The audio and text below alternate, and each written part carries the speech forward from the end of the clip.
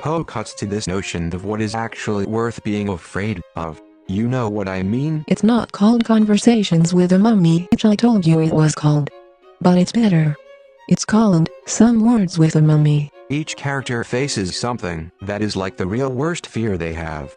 It's so much better than Conversations with a Mummy because Some Words is like, dude, let's step outside. So Hop Frog.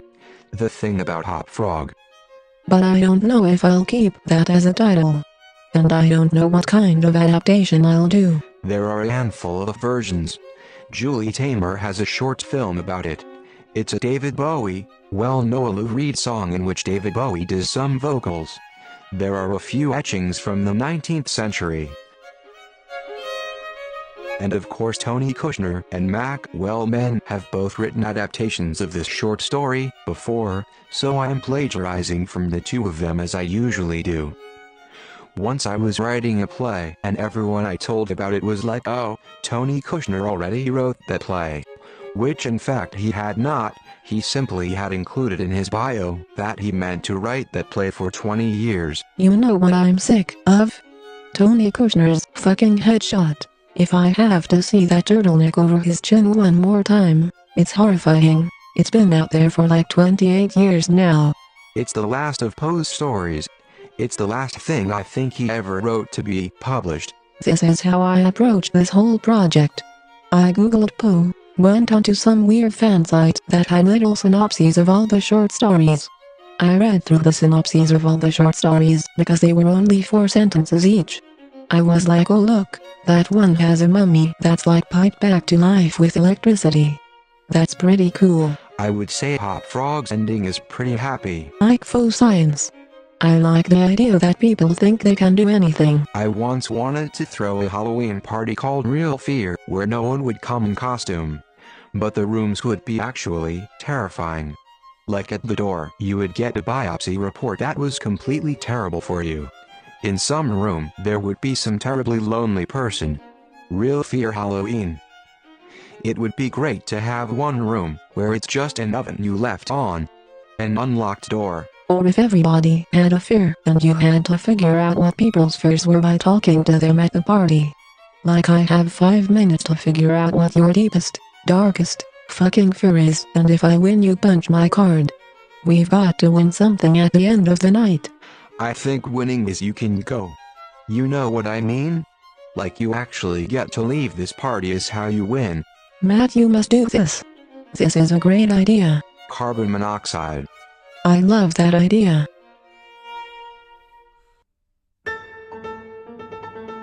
Hop Frog is a terribly sad dwarf, a court jester, in the court of the king, an awful fat oily mean king, and that's where he's lived his whole life entertaining this king who loves jokes. But I get the feeling they're just terribly wrong, awful, wrong-headed jokes.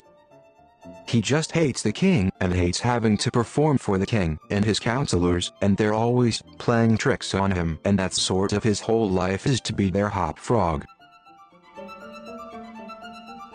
He's terribly sad, but he's sort of going ahead with his lot in life. One thing that makes the king and his whole pack of counselors roar with laughter is throwing a glass of wine in a girl's face. For example, there is another dwarf, Trippetta. She's like a serving maid.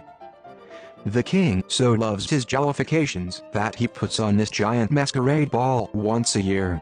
But the king and his counselors wait until the last minute to get their costumes together, and the way they decide to get their costumes together is they get Hop Frog drunk.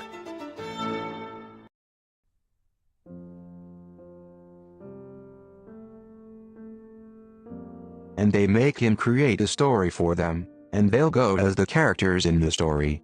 But it is also at this moment when they're getting him drunk that they throw the wine in Trippetta's face. And Hop Frog chooses to defend her honor and exact a terrible revenge.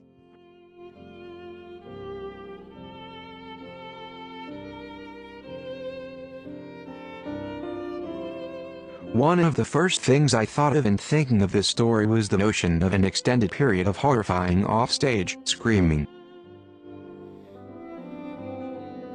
I feel like if Hop Frog is an entertainer doing something horrible to his usual audience cause they demand something of him, something horrible should be done to this audience by these entertainers.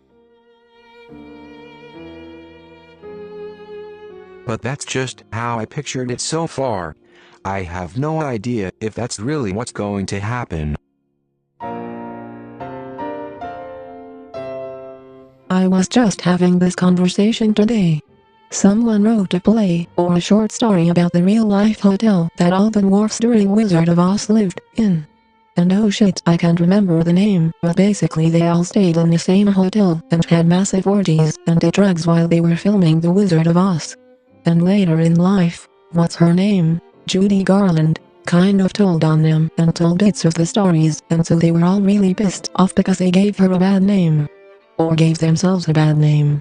Anyway, it's called like, Dwarf Hotel. It's a great name. I think it's a play. So basically there is this guy, who I don't remember his name. And the story opens up and he's eating at home and decides to go to bed early or something. And he's eating duck or something or goose. He only wants to have a little bit of it. A snack. And he goes to bed. I think he's irritated or something.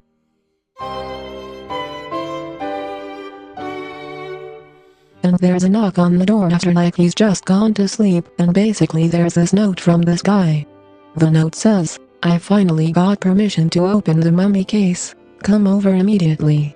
So the guy wakes up, runs over, and it's probably midnight. They get over there and there's this oblong-shaped thing. And there's a couple of other guys there, and they're pretty excited, and they're drinking beer, and they're like, okay, let's open it.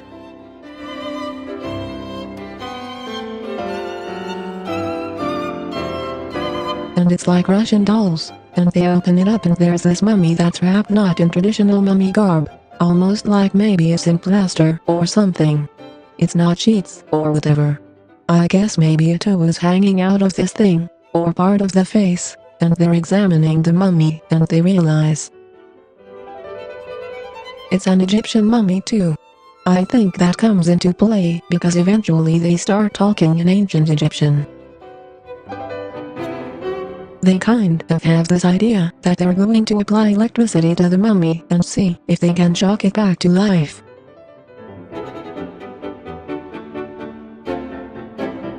And they're kind of joking, but they are a little bit serious, but they are mainly joking. And so they're like, let's do it. And so they hook up electricity to the mummy and his leg moves and it freaks them all out. And they're like, no. Let's do more, and they make some sort of incision on his nose. And the mummy fucking springs to life. And the first thing the mummy does is admonish them for their sheer arrogance of thinking they can bring a mummy back to life.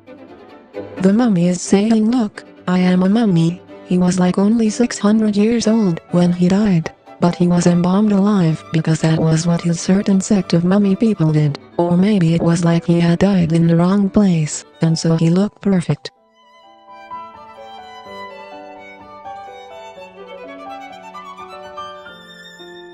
So the mummy's very argumentative. And then the rest of the story is they start into this dialogue with the mummy, and it ends up just kind of shooting all these questions at them, and it turns into a pissing match with the mummy. It's like, well, we built this amazing structure. Have you seen how beautiful the White House is?